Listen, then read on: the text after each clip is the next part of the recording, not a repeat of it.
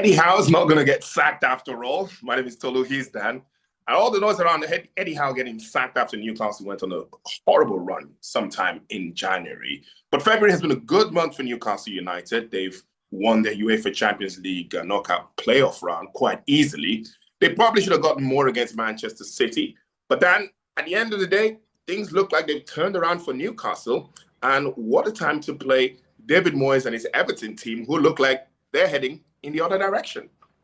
Yep, things looking good for Newcastle all of a sudden. As you rightly say, the pressure that was on Eddie Howe's shoulders just a month ago has now seemed to disappear completely. A routine win over Qarabağ in midweek after such an impressive showing in the first leg, going through the motions, but they did what they need to do in midweek, and now they need to do what they need to do in the Premier League because they are 11th. They gave Man City a great test at the weekend, just short by a goal. A fascinating match for both teams, really. Sort of a great battle between Erling Haaland and Dan Burn, but Haaland playing as the centre-back most often. So that was a great narrative throughout the game.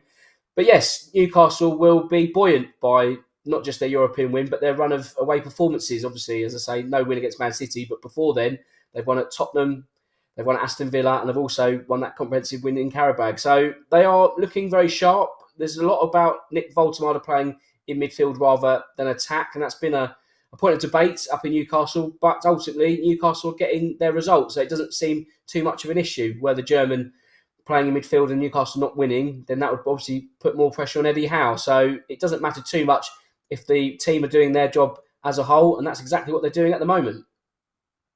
I like that angle that you've gone with.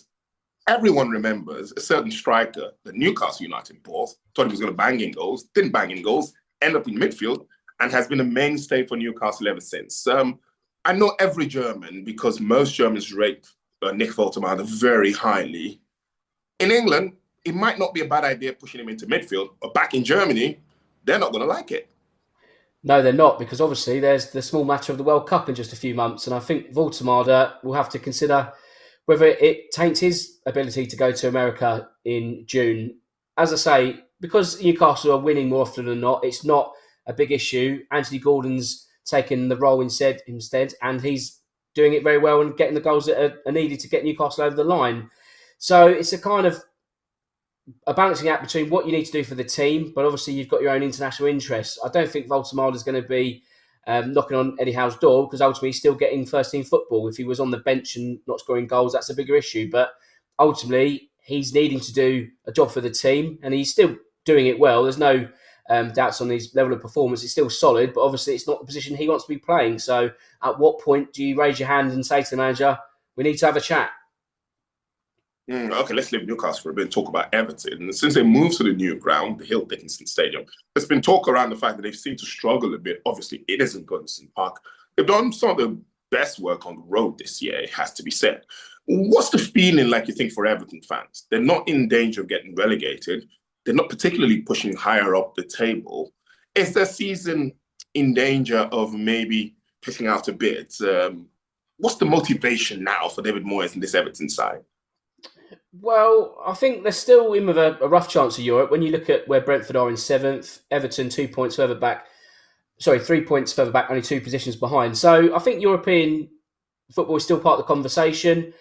A win against Everton would certainly boost their hopes. I think the key crux of Everton's woes across the season is just a lack of goals. Defensively, they've been pretty solid, what you'd expect under a David Moyes team. So no shocks there, but just not enough goals as a whole. They are only just above an average a goal a game in the Premier League this season. Not really enough if you want to be knocking on top 6, top 7. So it could be worse. I think with Everton, certainly last couple of seasons pre-Moyes, they have been really close to relegation. So just to be mid-table and not having anything to really panic about is not the worst position for the Toffees. You know, it could be a lot worse. It could be a team like Tottenham and Nottingham Forest where you're really struggling for every point at the moment. So for Everton, it's a case of how long they can keep their European push going. Obviously, lost their last 2, so a win just as important for them at the weekend.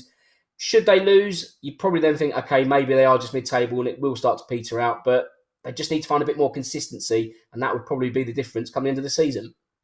All right, so it's really ludicrous to think about the fact that only a month ago there was talk around the Eddie Howe's job being on the scrutiny at Newcastle. Despite the results that they've picked up recently, there's still the talk that in the summer the owners are looking to evaluate his position at the club. What do you think he had to do between now and the end of the season to stop that noise? I think winning the FA Cup would certainly help. Of course, they could win the Champions League. They've got quite a favourable run if the draw goes their way, when you consider it could be Premier League team after Premier League team. So you can't rule them out of that. I think one bit of silverware would certainly silence the noise. I think they've got to get into the top half as a minimum. I think, anything like 11th or 12th is not going to be doing Eddie Howe any favours, but winning something would be a huge boost. If he can't win a trophy, get back into the Champions League with a top 5 finish. So there's still work to be done, but it's not an impossible job either. I just feel that Newcastle, again, they've had injury woes at the start of the season. They've had their own inconsistencies. They do have a tendency to drop points where you don't expect it. So they are 11th for a reason. It's not really a shock as to where they are. I just feel that Eddie Howe, maybe now that the route to England has been closed off as well, because Thomas Tuchel scored a new contract for the next international cycle, it does also make you think that maybe the obvious route to where he goes next is closed off. So does that give him more impetus to do even better at Newcastle? I think any club will weigh up their options in the summer. Any good club would be silly not to. I don't think Eddie Howe is under the immediate pressure that he was at the start of the year, but you can't relax either. There's still 9 weeks of the season to go, so still a lot of work to be done in Newcastle's camp.